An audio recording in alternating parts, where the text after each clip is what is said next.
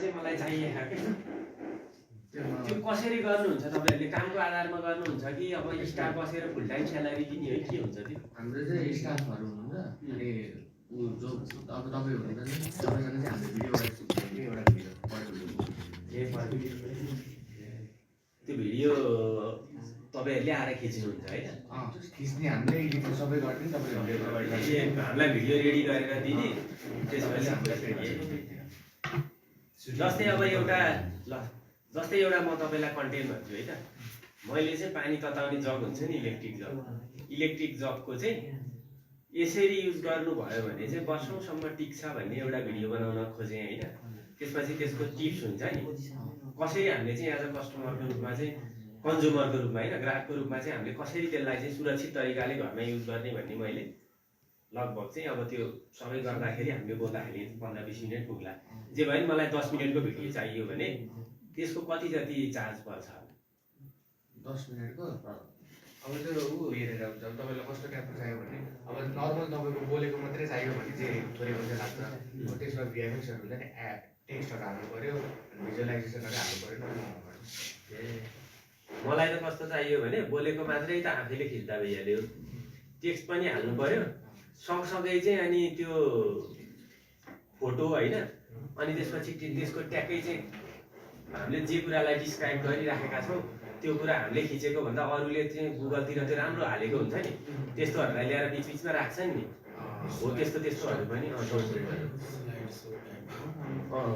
त्यस्तो पनि ठ्याक्कै कस्टमरले बुझोस् के जस्तो मान्छेले पनि बुझोस् हेरेर मुखले बोलिराखेको छ त्यहाँ त्यही चीजहरु चाहिँ सरर भिडियोमा आइराखेको छ त्यस्तै टाइपको नै बनाउनु त्यस्तो टाइपको बनाउँदा चाहिँ कति लाग्छ त्यो चाहिँ डाइलग्स हुनुपर्छ रिलको चाहिँ थाहा छ मलाई पर रिल 10 देखि 15,000 45 सेकेन्डको चाहिँ त्यति हुन्छ ए 45 त्यत्रो महँगो 10 के रे 45 सेकेन्ड के लास्टै रिलमा धेरै पैसा छ त एडको त 45 सेकेन्डको एउटा एडको मोडललाई 50 देखि 55,000 दिन्छ ए 45 सेकेन्डको पनि भन्नु डेन्जर मान्छे लाउन त काफी छ 50 देखि 55,000 एक दिनमा एउटा भिडियो हाल्यो भने 1 लाख हुन्छ 1 lakh Indian rupees editing animation जम्मै त्यो त हामीले त त्यसो भए त सुरुमा सक्दैन नि अहिले हामीले बिगिनरले त कहाँ सक्छ तपाईको नर्मल भिडियो बनाउने पछि तपाईलाई अब तपाईको फेस भ्यालु भइसकेपछि एडहरु पनि आउँछ तपाईको नेपाली अन्य आउँछ एड त्यही त पछि भएपछि त मतलबै हुँदैन हैन च्यानल चलिसकेपछि त पछि जति चार्ज दिए पनि त्यो टेन्सन हुँदैन अहिले सुरुमा त अब त्यत्रो त सक्दैन नि हामीले त हामीलाई त महिनामा चाहिँ 30 वटा भिडियो हाल्नु छ 15 काम गर्दै पहिले दिए चाहे 4-5 लाख रुपैयाँ त्यहाँ तिर्नु त हामीले एनिमेसन त महँगै हुन्छ एनिमेसन त एकदम गाह्रो छ तर मैले त माइक्रो सेकेन्डमा मिलाउनु नाइनो सेकेन्ड माइक्रो सेकेन्डमा जस्तै हामीले चाहिँ कुनै अब त्यो थर्ड पार्टी एपहरु हुन्छ नि सफ्टवेयरहरु एडिटिङको लागि तिनीहरुमा चाहिँ अलि राम्रो फिचर चलाउनलाई चाहिँ प्रिमियम चार्जहरु कति जति तिर्दा कुन चाहिँ चलाउँदा ठीक छ तपाईहरुलाई थाहा हुन्छ नि त्यो त के एप चलाउनु मोबाइलमा चलाउनु छ भने चाहिँ भिएन भन्ने छ एउटा एप भिएन त्यो राम्रो छ मोबाइलमा चाहिँ तर कम्प्युटरमा हो भने चाहिँ प्रिमियर प्रो आफ्टर इफेक्ट्स नै खतरा छ आफ्टर इफेक्ट्स धेरै राम्रो छ चलाउन सक्छ अहिलेसम्म हामीले चलाएको त त्यो त एकदम ख्यालख्याल पाराको रहेछ हैन यो क्यापकट अनि त्यसपछि त्यही एकदम नर्मल अनि क्यानभा त एडिटिङको लागि नै हैन त्यही त मैले अस्ति चाहिँ क्यानभाको प्रिमियम फिचर छ के मसँग हाम्रो आइटीको सरले चाहिँ दिनुभएको थियो भिडियो त्योबाट चाहिँ एडिट गरेको डाउनलोड गरिसकेपछि नि पछि अड्की आउँदो रहेछ अनि लाइटहरु कस्तो चाहिँ चेन्ज भइ आउँदो रहेछ क्या त्यो झन् जति ओरिजिनल भिडियो चाहिँ राम्रो थियो नि आफूले खिचेको त्यो भन्दा पनि बिग्रिएर आयो के त्यहाँ भिएनमा चाहिँ सरले जिमोलमा चाहिँ अहिले वसमा पनि आएको छ एक्सन सेक्स हैन त्यो 85,000 प्याकेजमा पाइन्छ हैन त्यसले चाहिँ आफै जिम्बलकै काम गर्छ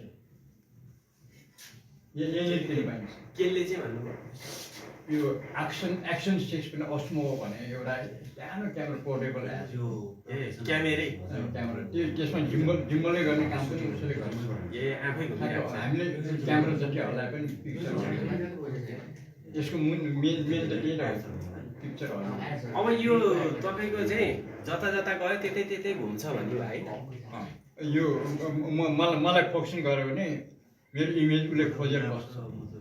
के तपाईँ जता जता गयो त्यति त्यति भइरहेको छ। 17,000 भनेपछि यो पनि अलि त्यस्तै एफोर्डेबल त रहेछ, अलि महँगै रहेछ। अहिले अर्को चाहिँ तपाईँ एसएलआरको त 45-56,000 लिन्छ जिम्बलको मात्र। जिम्बल त महँगो त छ। अनि तपाईँले चाहिँ एडिटिङ सफ्टवेयर के युज गर्नुहुन्छ? भाइ भन्नु कि थम्सएट के भन्नु? एडिटिङ सफ्टवेयर के युज गर्नुहुन्छ? Premiere pro, after effects. ए अलि कम्प्लिकेटेड छ। मैले यसले युज गर्छु है। भिएन प्रोको कति छ प्रिमियम चार्ज?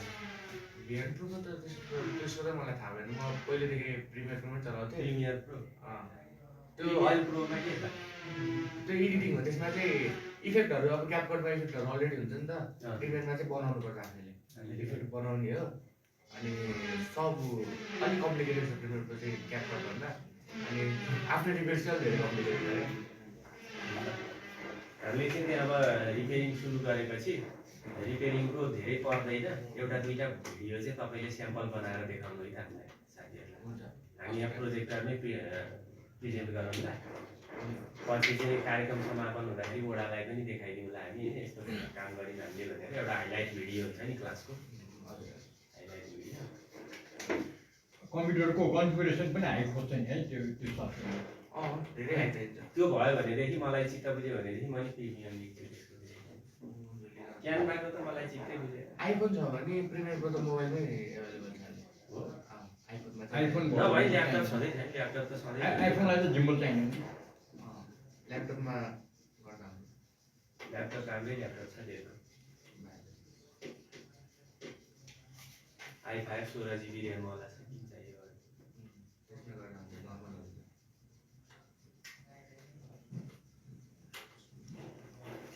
ओपन युनिभर्सिटी किन भनेको यसलाई मैले भन्दाखेरि हेर्दाखेरि त यो उद्देश्य भनेको चाहिँ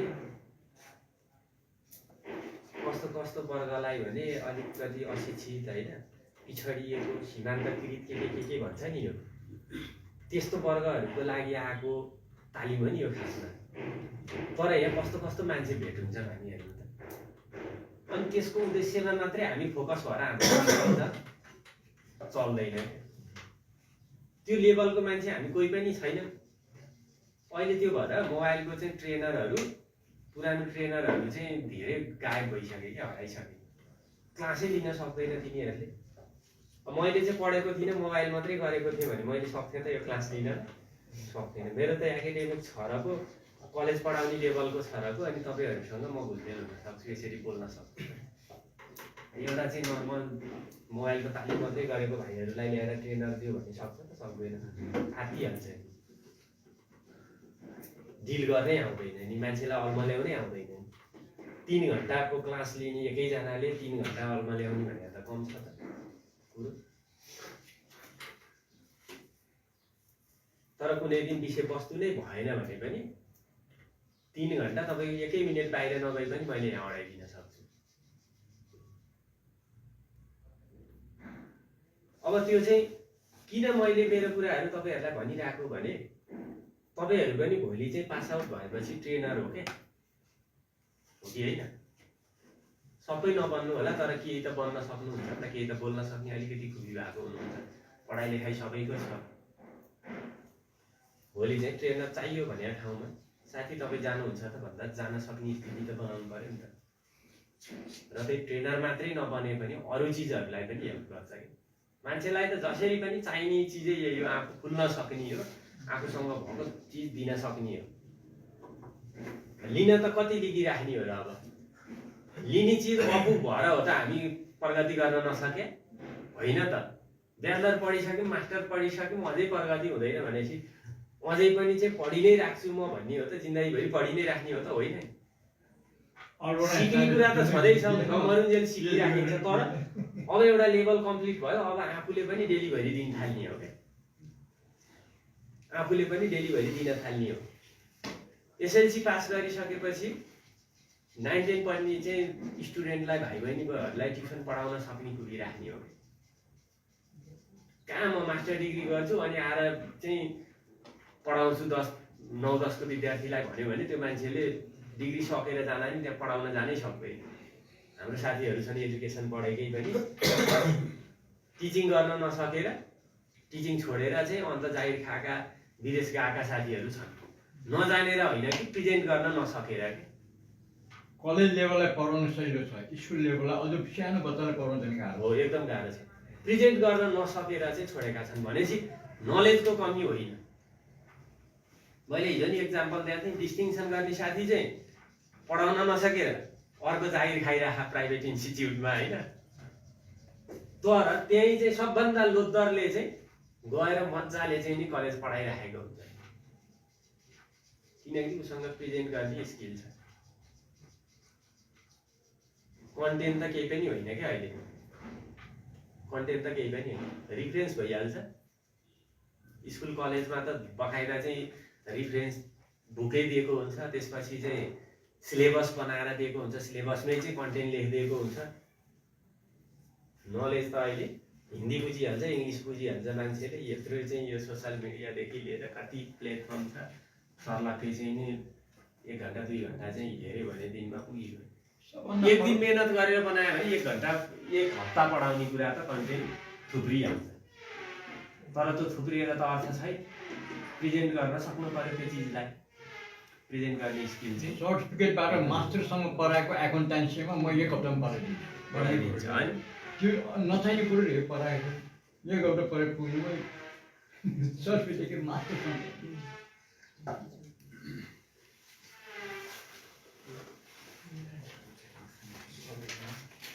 Tools and equipment. दुईजनालाई पाउनु यस्तो पनि गर्नुपर्छ, घुम्सेर गुफा राखेको कोठा जस्तो क्या। अनि सुन्नुहोस् त, अनि तपाईँले एउटा क्लास पनि दिनुहुन्छ, म क्लास दिन्छु आउँदैछ ल। क्लास जस्तो भिडियो गरेर होइन, मतलब त्यो कुनै भन्ने एडिटिङ मेरोमा त्यो प्रोजेक्ट आइरहेको हुन्छ।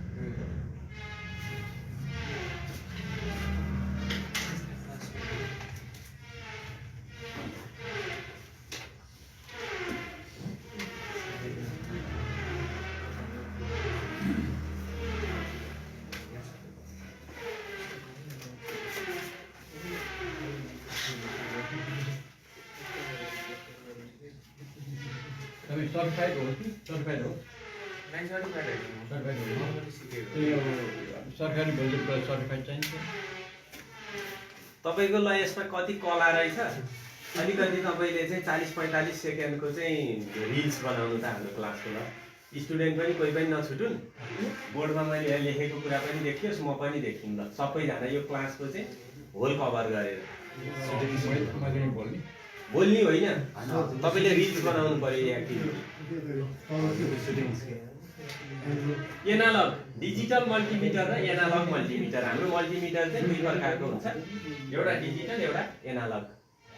म बुझाइहाल्छु, यो लेख्नु।